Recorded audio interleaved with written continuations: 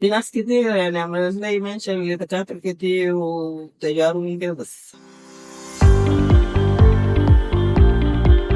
الحاجة نادية شرفتنا من كندا، شيء سودانيز ولكن عايشة في كندا كميديكال كير جيفر، يعني بتخلي بالها من المرضى. كان عندنا مشكلتين رئيسيتين، في ميه بيضة تقيلة قوي على عينينا الاثنين، تقريبا كنا شايفين 3 4 لتر قدام. الحاجة التانية والأهم، وده اللي ما قدرناش او ما قدروش ان هم يحلوا المعضله دي في كندا تقريبا، هي تشريد القرنيه اللي كانت عاملاها زمان. كانت عامله تقنيه من التقنيات وقف عليها زمن شويه، وهو اسمه التشريد القرنيه لعلاج قصر النظر الشديد. عينينا طويله كتير وعندنا قصر النظر، فمش عايزين نلبس نظاره، فالقرنيه كان بيتم عليها بعض الجروح السطحيه العميقه. المشكله دلوقتي في حساب قوه العدسه وعمل العمليه نفسها، فهي فضلت ان هي تيجي في بلدها الاولاني نورت عندنا وعملنا لها عمليات العين اليمين والشمال. انا عايز اسالك على الاكسبيرينس بتاعتك سواء هناك في الميديكال كير في كندا ثم الميديكال كير عندنا في مصر ايه؟ أول حاجة بشكر الدكتور هشام شمالي أو يعني بصري بصراحة. المعاناة كانت إنه في السيستم كله في كندا يعني بياخد وقت لأي عملية.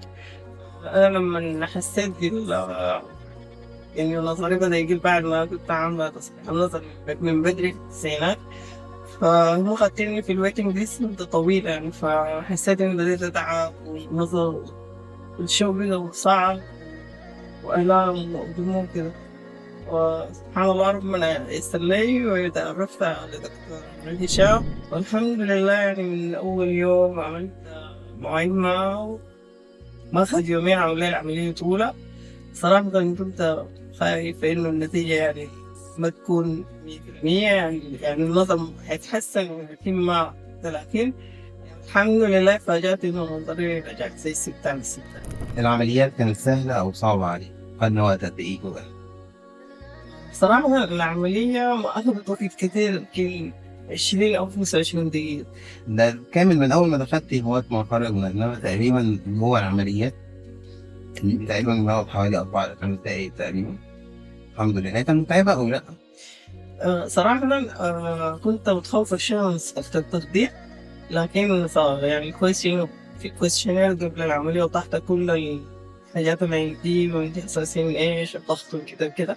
فأول من دخلت الطبيب خلصت يعني ما شاء الله الدكتور في الحرير ما أخذ إلا 20 دقيقة والعملية خلصت يعني. ما أعرف أشكرك كيف والستاف معك والناس هناك يعني كانوا داعمين ومهتمين، الحمد لله. يعني شكرا جزيلا ليكي. شايفه النتيجه بعد العمليه قد ايه واخبارنا ايه؟ يعني الأولى خلصت 3 أسابيع وتابع القطرات فيها، الحمد لله حس نظر تمام. وإن شاء الله العملية الثانية كمان أسبوع حخلصها في 3 أسابيع حرجع كندا وأنا مبسوطة يعني ما في معاناة في النظر ولا نظارات يعني كوباية زي ما بيقولوا كده. شكرا لك يا دكتور. يجزيك خير. إن شاء الله حعمل حجيك سودانية إن شاء الله. طبعا يعني هي المحاكي هنا كان اختيار نوع التقنية العلاج، موجات فوق صوتية، مكان الجرح وحجمه كان حجم صغير بعيد عن التشريطة القرنية. نوع العدسة المستخدمة كانت عدسة نادرة شوية لاستخدامها، لأن لازم تعادل التفلتح اللي حصل في القرنية، دي اللي احنا نوفرها الحمد لله، ودي النتيجة الحمد لله على الله يسلمك.